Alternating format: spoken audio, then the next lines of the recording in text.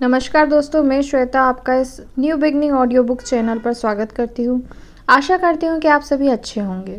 अभी हम पढ़ रहे हैं भीतर और बाहर से सुंदर नामक पुस्तक, जिसकी लेखिका हैं श्रीमती शिल्पा दीनाकरण। आगे बढ़ने से पहले मेरी आप सभी से रिक्वेस्ट है, अगर ये ऑडियो आपको पसंद आए तो लाइक ज़रूर कीजिएगा। जो लोग ज़िंदगी की भागदौड़ और समय की कमी के कारण बुक्स नहीं पढ़ पाते हैं, उनसे शेयर भी ज़रूर कीजिएगा।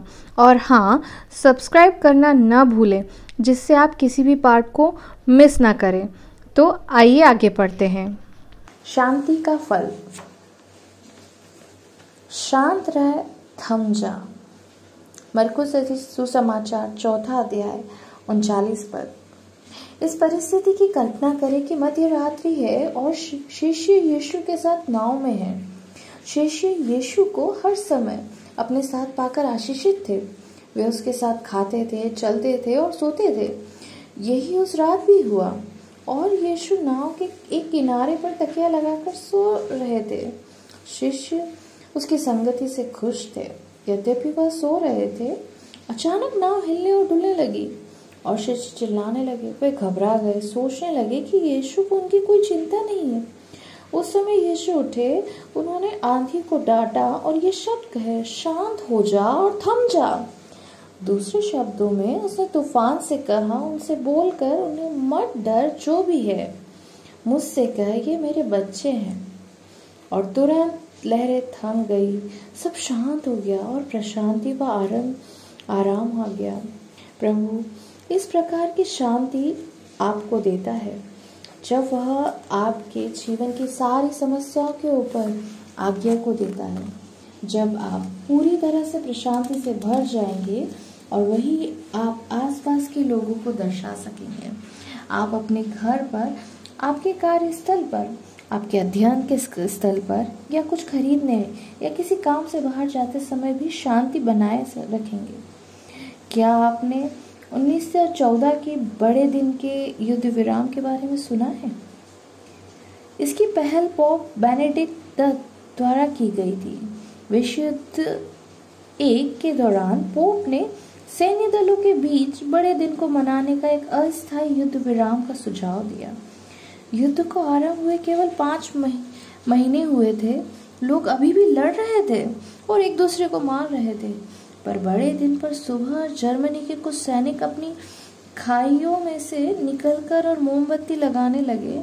वे उस अनजान क्षेत्र में बड़ा दिन मुबारक हो कहते हुए और शत्रुओं की स्थानीय भाषा में गीत गाते हुए संधिबद्ध सेनाओं की ओर बढ़ सके। संधिबद्ध सैनिक चकित हो गए। उन्हें समझ में नहीं आ रहा था कि क्या हो रहा है।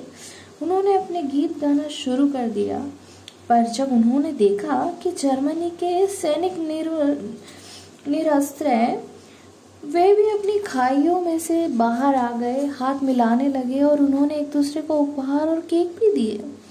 उन्होंने कैदियों की अदला बदली भी की और मरे हुए सैनिकों को एक साथ दफनाया। वह कैसा दृश्य होगा? बिना किसी बेर के सैनिकों को देखना, बस बड़े दिन के गीत गाते हुए और परस्पर शांति बनाए हुए, चाहे कुछ समय के लिए ही।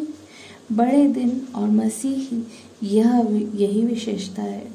परमेश्वर हमसे न केवल अपने जीवन में शांति बनाए रखने को कहता है, पर शांति लाने वाले बनने को भी कहता है।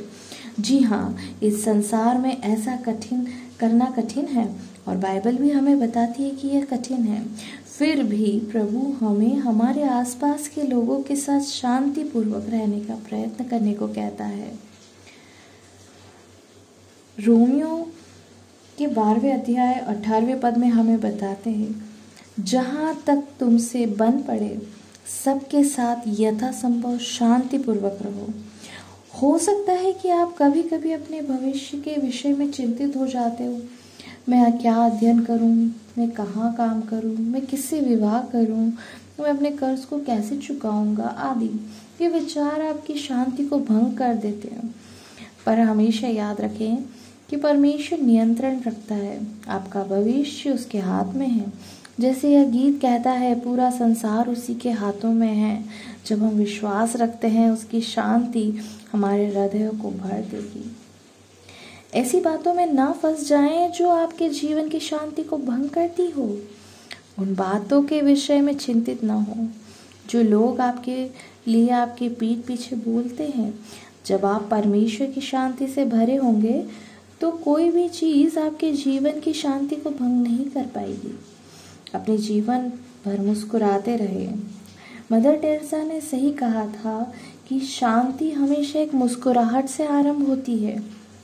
आपने कितनी बार एक अनानास को नीचे फेंका है या कितनी बार उसे ज़मीन पर लुढ़कते हुए देखा है?